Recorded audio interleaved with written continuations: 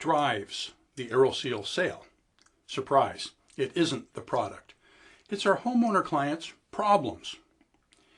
So mastering duct leakage problem knowledge and the benefits homeowners achieve from sealing is the key to successfully promoting Aeroseal, really understanding the why behind why people will buy. Nonetheless, to be a trusted advisor, you must provide good advice. And good advice requires good product and application knowledge, basically the how we solve their problems. So in this mini-series, we'll go through a crash course on how Aeroseal works. We'll tackle how to answer or even prevent some of the frequently asked questions or concerns you'll get from your clients.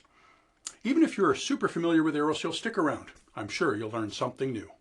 All that when we get back.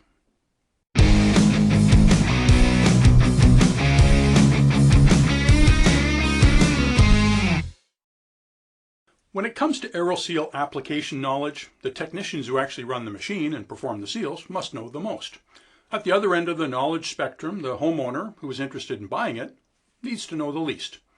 And as a company representative who's recommending it, your knowledge needs to be somewhere in between. As with any product or service, you need to know more about it than you actually share with any given client. Getting rid of the gray areas in your own understanding of how Aeroseal is done will strengthen your confidence when talking to homeowners. And remember, confidence is contagious. Frankly, I find the biggest challenge is figuring out how little to say in order to help the client make a purchasing decision. Later in this course, we'll share some more focused examples of how to explain Aeroseal following the KISS principle. Keep it simple, silly. So what is Aeroseal? It is a repair process which seals leaky air ducts from the inside. In keeping with the impact of using analogies to convey new technical information, here's two automotive analogies. Repairing leaky ducts with Aeroseal is kind of like repairing a leaky tire with Fix-A-Flat, or kind of like repairing a leaky radiator with a radiator stop leak product. Those two automotive analogies are helpful, but they aren't perfect, as those repairs are generally considered short-term Band-Aid fixes, while Aeroseal is a long-term permanent fix. Also, Fix-A-Flat tends to coat the entire inside of the tire with goop, whereas only a minuscule amount of Aeroseal sealant ends up settling inside the ducts. Now, since seeing is believing, the best way for you to learn about Aeroseal is to actually go out on a few jobs that your team is doing.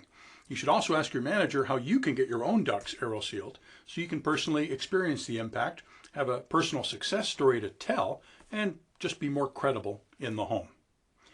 But if you haven't had a chance to see it in action in the real world yet, video is a pretty good start. You should have already seen the Mike Holmes TV segment that was in our Introduction to Analogies lesson earlier in this section. Let's now watch a short Aeroseal educational video on the process. I'll put all the videos that I'm referencing today as downloadable supplementary files in this lesson if you'd like to use them in the home.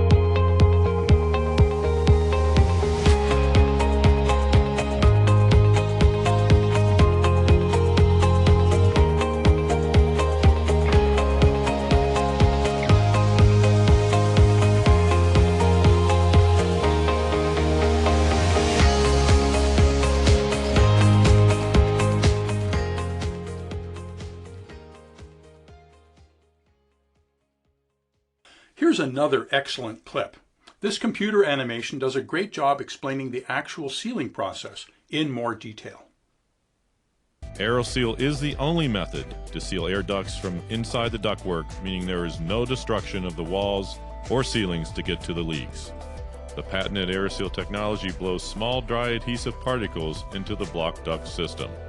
As the particles are heated, they become suspended in air, pushing through the duct system to find the holes.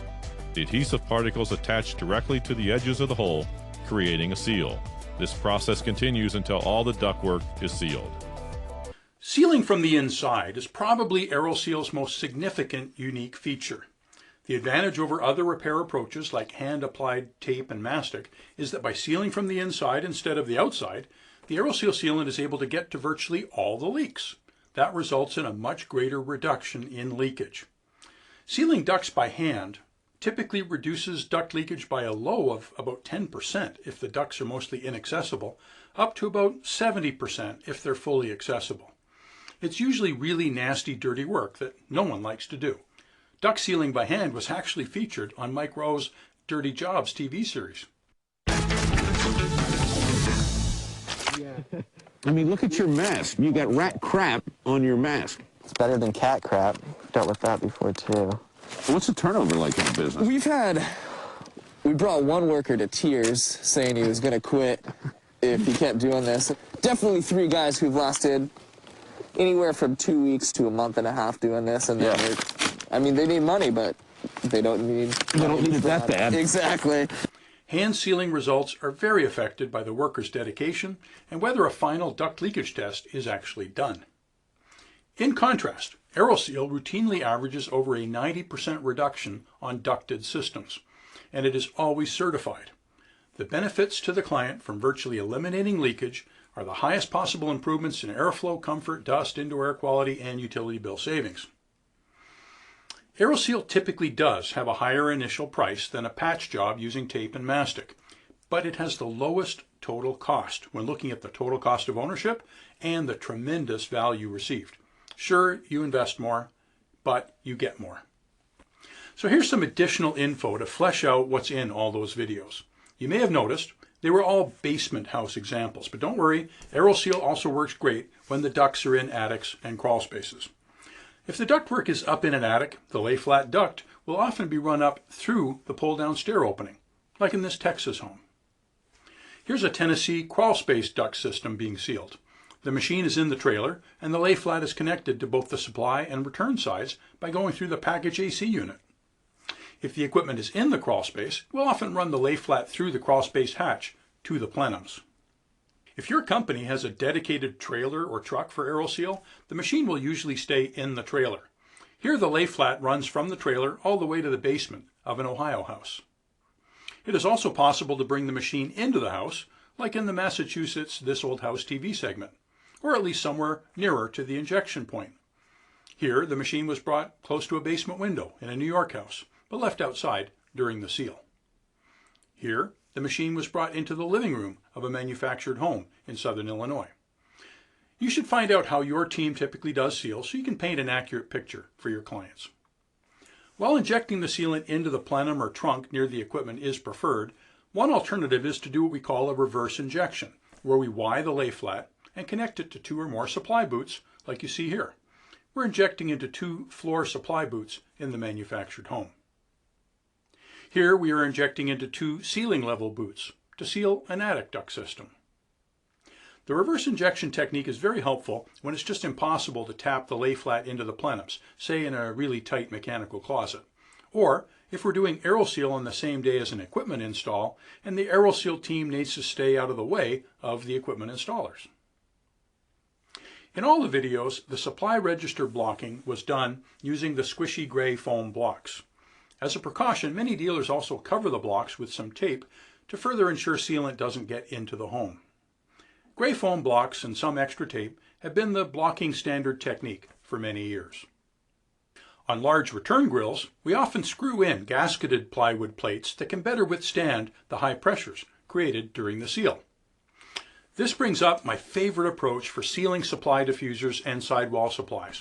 We remove the diffuser and screw in a gasketed plate, like this one made of plywood, into the same holes as the diffuser.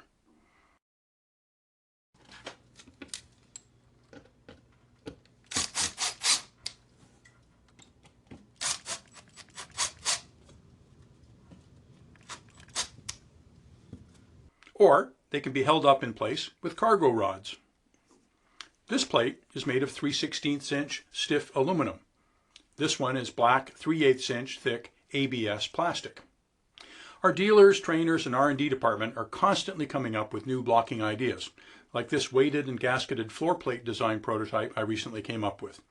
So your team may be using a different method than what we've looked at already. Just drop in on some of their jobs if anything is unclear that would give you more confidence when talking to your clients.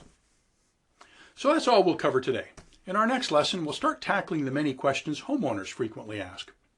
See you on the next lesson.